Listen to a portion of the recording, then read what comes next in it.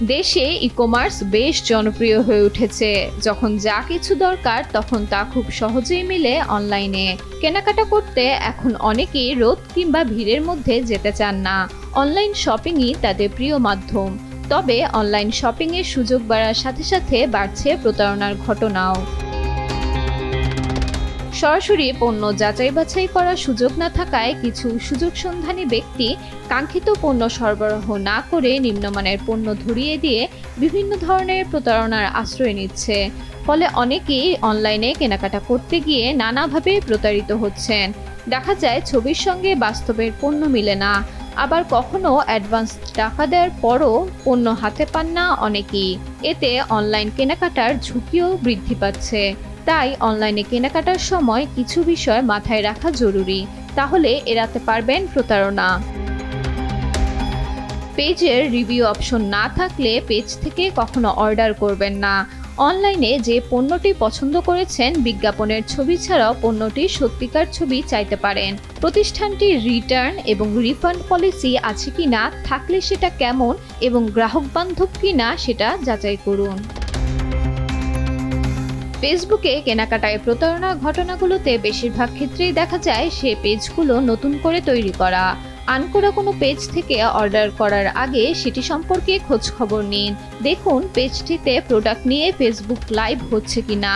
পেজটিতে যেসব post boost করা হয়েছে সেগুলোর তুলনায় অন্য পোস্টগুলোতে লাইক কমেন্ট অস্বাভাবিক কম থাকলে সতর্ক হন। প্রতিষ্ঠিত অনলাইন পেজ না হলে অ্যাডভান্স পেমেন্ট না করাই ভালো। পোশাকের ডিজাইন একই হলেও ম্যাটেরিয়ালে হেরফের থাকতে পারে। ঠিক তেমনি কসমেটিক্স, ঘড়ি ইত্যাদি ভালো ব্র্যান্ডের জিনিসের রেপ্লিকাও এখন বাজারে আছে। তাই যেসব ওয়েবসাইট বা ফেসবুক পেজ ক্রেতার কাছ থেকে অগ্রিম টাকা আবদার করেন তাদের থেকে পণ্য কেনার ক্ষেত্রে সতর্ক থাকুন। ক্যাশ অন ডেলিভারিতে পণ্য ক্রয় করলে অনলাইন কেনাকাটায় প্রতারিত হওয়ার ঝুঁকি অনেক কমে যায়। এতে করে আপনি পণ্য দেখে শুনে সব ঠিক থাকলেই তবে টাকা ডেলিভারি ম্যানের হাতে ধরিয়ে দিতে পারেন। কেনাকাটার সময় বিক্রয়কারী প্রতিষ্ঠানের ঠিকানা, মোবাইল নাম্বার, অর্থ পরিশোধ ও অর্ডার কনফার্ম সংক্রান্ত স্ক্রিনশট, চ্যাটিংয়ের স্ক্রিনশট সংরক্ষণ করতে হবে।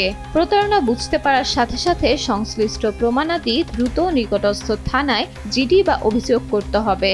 অনলাইন কেনাকাটায় প্রতারিত হওয়ার পর অনেকেই কোনো অভিযোগ দায়ের করেন না। অভিযোগ না করার ফলে প্রতারকরা ধরাছোঁয়ার বাইরে থেকে বারবার প্রতারণা করে যাচ্ছে। তাই ক্রেতাকে নিজের অধিকারের ব্যাপারে অবশ্যই সচেতন হতে হবে। ভোক্তা অধিকার সংরক্ষণ অধিদপ্তরে অভিযোগ করাটাই সবচেয়ে কার্যকরী পন্থা। অনলাইনে প্রতারিত হলে সংশ্লিষ্ট সাইট বা গ্রুপের বিরুদ্ধে অভিযোগটি লিখিত আকারে ক্রয়ের রসিদ সহ যাবতীয় তথ্য সংযুক্ত করে ভোক্তা অধিকার কার্যালয়ে ইমেইলে দিতে হবে। অল্প দাম, বিশাল ছাড়, ক্যাশব্যাক বা অন্য কোনো চটকদার বিজ্ঞাপন দেখে প্রলুব্ধ হওয়া যাবে না। পণ্যের বর্ণনা, ছবি, ভিডিও দেখার পাশাপাশি অন্যান্য মার্কেটপ্লেসে পণ্যটির দাম ও গুণাগুণ যাচাই করুন। অনলাইনে কেনাকাটার পূর্বে আপনি যত সতর্ক ও সচেতন থাকবেন এবং যত বেশি যাচাই বাছাই করবেন ততই কমে যাবে আপনার প্রতারিত হওয়ার আশঙ্কা। ফারিহা ইসলাম মিম, দেশ টিভি।